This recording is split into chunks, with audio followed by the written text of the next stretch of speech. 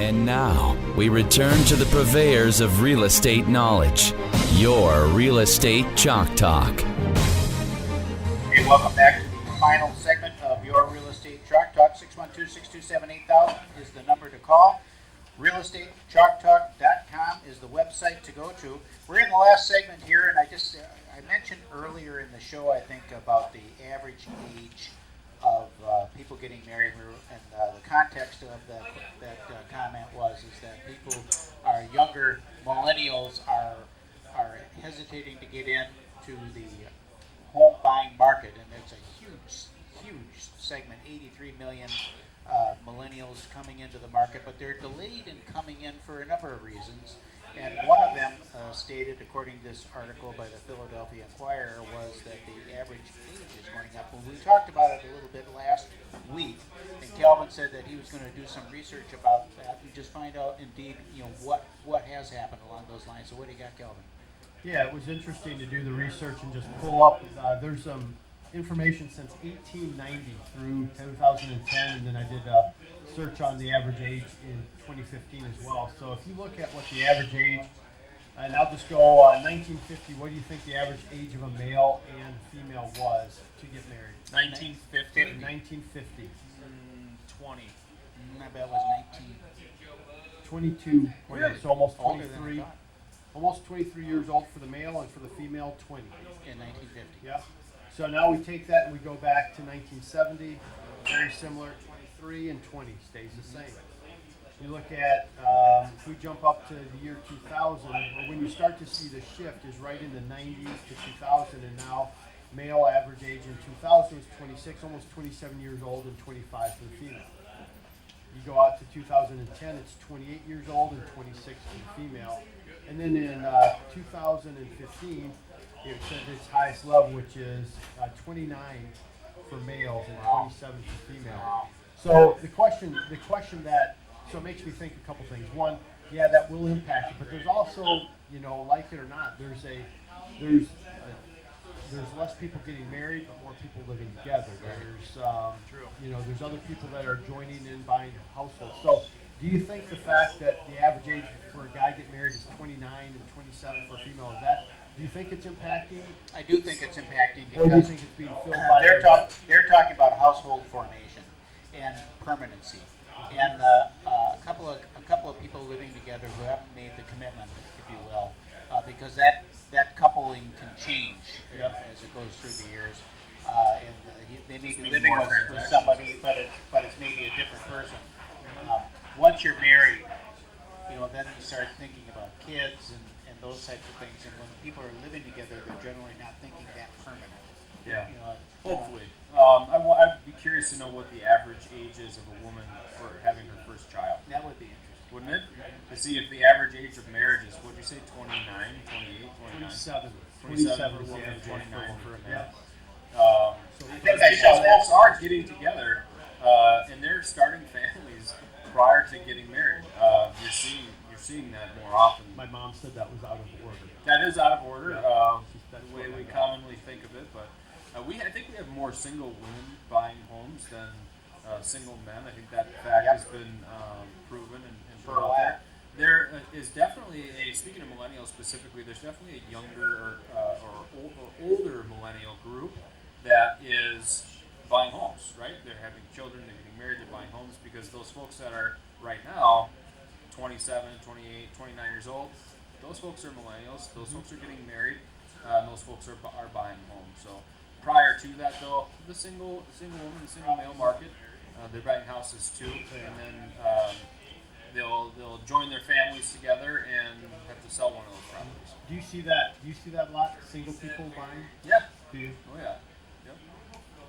That's where a lot of the first-time homebuyer market is. You got a couple of questions left that we didn't get to in the first segment. Yeah, I did. And so I'm going to flip back up to those. We had a lot of good calls this last week.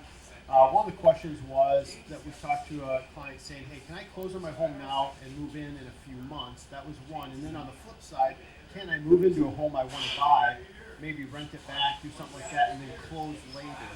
We actually just did one of those in one of our offices that's out of state, where they moved into the property and then bought that same property about 6 months later because they were fixing credit and doing some of those things. So to me, I think it's a big gamble. Yeah. You know, especially if your intent is to sell that property. Interesting though that you brought that up because we have both those circumstances that are coming into play right now.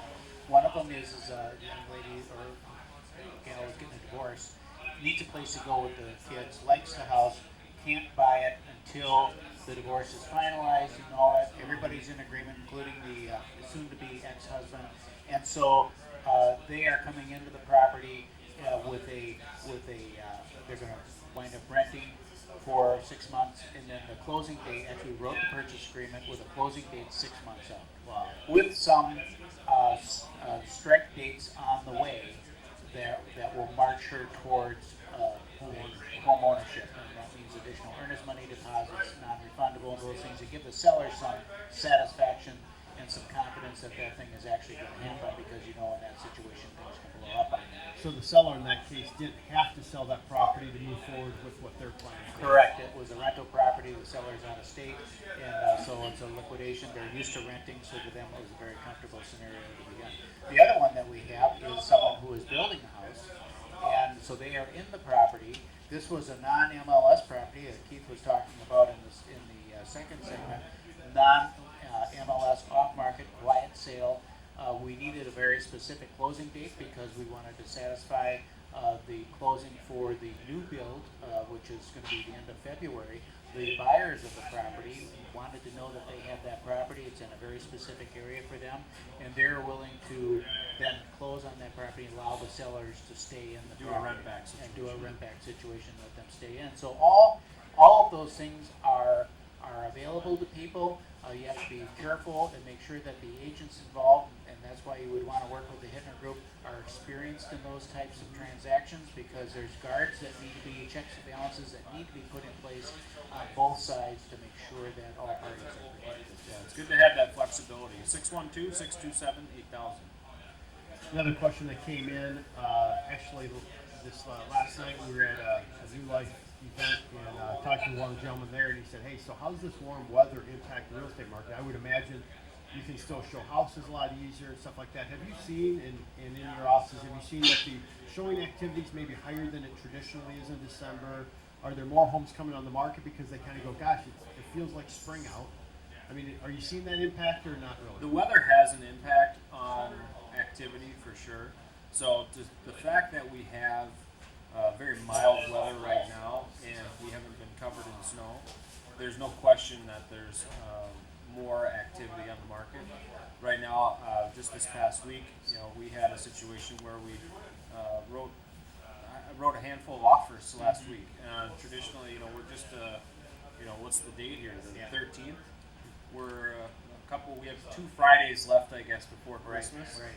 A lot of people are checking out, but these are closings. And one of our assistant producers, Kelsey, we were talking off air here, and she was surprised by me saying that. But remember, these are closing in February and January, so people have leases that are coming due. We're getting into that time frame right now already, where we're going to start talking about leases coming due in March and April. So people want to secure their properties. And when they have, the first-time home buyers are going out and buying properties, we got to start working in advance of those leases coming due. So the weather helps, there's no question. There's helpful buyer activity because of it. Biggest problem we're finding is really the lack of inventory and what's out there. So if you're working with an agent like us that has some pocket listings, that has some quiet secret sales that are off market, then we can help to put those transactions together. And you can always call us here on Real Estate Chalk Talk at 612-627-8000. That number again is 612-627-8000. So go ahead. I was going to just mention real quick, earlier in the show we talked about kind of rates and what's happening there and what's coming up this week. So again, this week we have the Fed meeting coming up, and we're going to see an increase. I believe we'll see an increase in short-term rates. You think that we won't. I think a push. And so we'll kind of see what happens there. But I do want people to know, rates are still really good. We're at around 4% for 30-year fixed money. 50-year fixed money, we're around 3.5%, 3.75%. So we're in good shape rate-wise. So if you want to have a conversation, I'd love to have that. 651-231-2500. Thanks, Kelvin. We can get you off to Matamita maybe. This is your Real Estate Chalk Talk from Rack Shack Barbecue in West St. Paul.